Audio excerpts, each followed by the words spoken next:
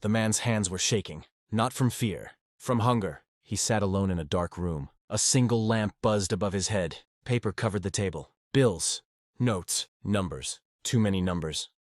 Outside, the city was quiet.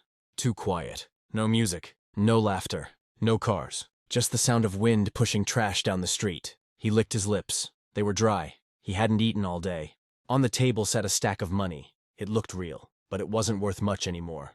Every hour, it was worth less. He picked up one bill. It felt thin, weak, like it could fall apart in his fingers. He stood up and walked to the window. Down below, people were arguing. A woman was crying. A man was yelling at a shop owner. "No more bread!" the owner shouted. "Come back tomorrow. Tomorrow." That word meant nothing now. The man at the window knew the truth. The money was dying. And when money dies, countries die with it. He turned back to the table. His name didn't matter. His job didn't matter. What mattered was this. His country was losing control. And another country was winning.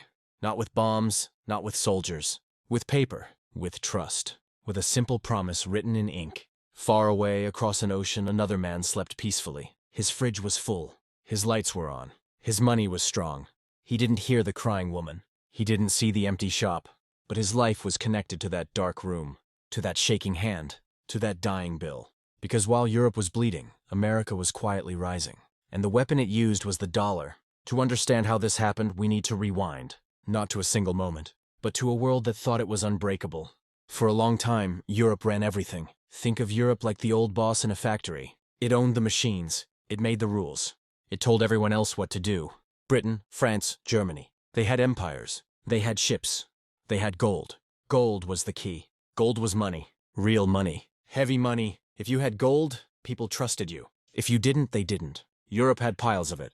America didn't. America was young, loud, messy. People didn't fully trust it yet.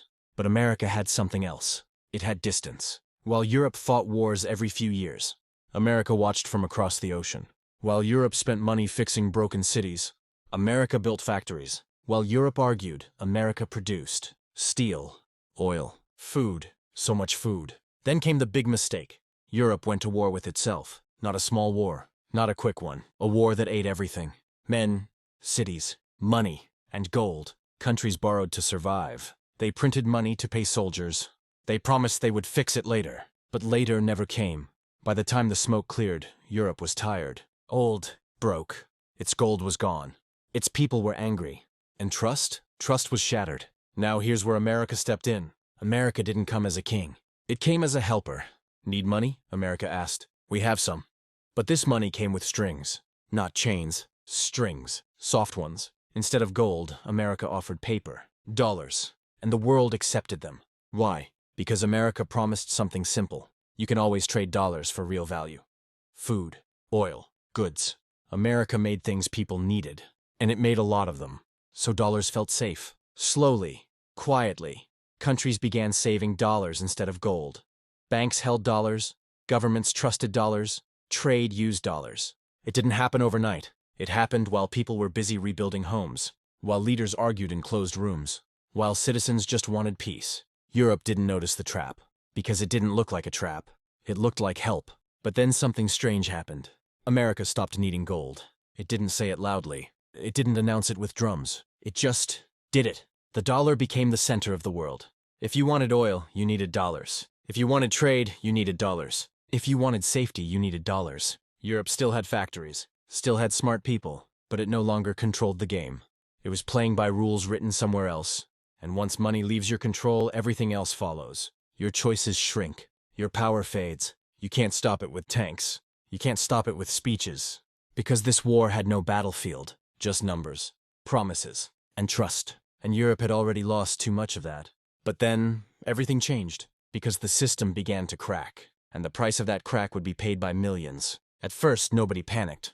The system looked stable, strong, clean. Dollars moved around the world like water. Smooth, fast, everywhere. Europe told itself a story. This is fine, they said. We still build things. We still matter. But under the surface, something was wrong. Imagine a man who rents his house forever. He lives there. He fixes the roof. He paints the walls. But his name is not on the paper. That was Europe. America owned the paper. At first, this didn't hurt. Trade grew. Shops reopened. Life felt normal again. But then, everything changed. America realized something powerful. If the world needed dollars, then America controlled the flow. And control changes people. America could print money. Other countries had to earn it. America could spend. Others had to save. It was like playing a game where one player owns the bank. Nobody saw what was coming next. America began to run deficits. That sounds like a big word, but it's simple. It spent more than it earned. A lot more. Any normal country would collapse. But America didn't, because the world needed its dollars. So when America printed more, the world absorbed them. Europe bought them. Asia saved them. Banks stacked them. It felt safe, until it didn't. Then came oil. Oil was the blood of the modern world. Cars, planes, factories, power. America made a deal. Oil would be sold in dollars. Only dollars. This was the lock. Now, if a country wanted energy, it needed American money. Europe had no choice. They played along. But another problem grew. Europe rebuilt fast, but it rebuilt old systems. Big governments. Big promises. Big spending. Free health care. Strong worker rules. Long vacations. People loved it, but it cost money. A lot of money. And Europe couldn't print the world's money. America could. Europe borrowed. Again, from markets that ran on dollars. He made a mistake that would cost him everything.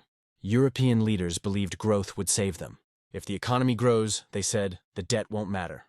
But growth slowed. Factories moved away. Jobs left. Cheaper labor called from far away. China rose. Fast. Europe was squeezed. And then, the cracks showed. One country slipped. Then another. Greece. Its numbers were lies. Everyone knew it too late. Debt exploded. Trust vanished. Banks froze. People lined up at ATMs. Machines ran dry. Old men cried in the street. Europe rushed to help. But the help came with pain. Cuts. Taxes. Less pay. People felt betrayed. They had followed the rules, and still lost. But America kept going. It printed money after crises. Saved banks. Saved markets. The dollar stayed strong. Why? Because when fear hits, people run to the dollar. Even when the problem starts in America. That was the twist. The system fed itself. But then, everything changed again. Politics entered the game. America learned it could punish countries. Not with war, with money. Block access to dollars. Freeze accounts. Stop trade. No tanks. No bombs. Just clicks. Europe watched closely. Some were scared. Some were quiet. Because they knew the truth. If America ever turned the switch, Europe would feel it. And one day, the switch flickered. Sanctions. Trade wars. Pressure. Europe realized it wasn't fully free. Its money wasn't king. Its voice was softer.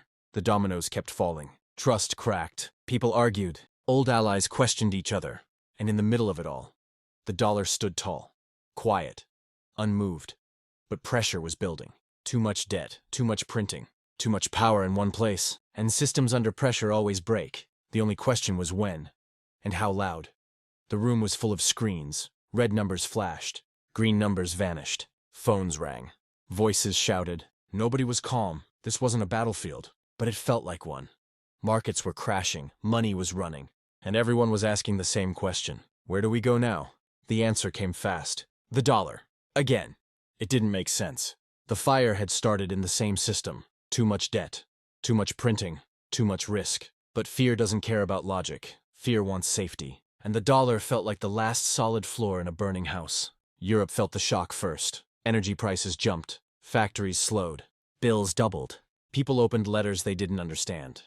Electricity costs more. Food costs more. Rent costs more. Paychecks didn't. Governments met in emergency rooms. Long tables. Cold coffee. Tired faces. They talked about unity, strength, plans. But behind closed doors they knew. Their hands were tied. Interest rates went up. Debt became heavier. Every choice hurt. If they spent, debt grew.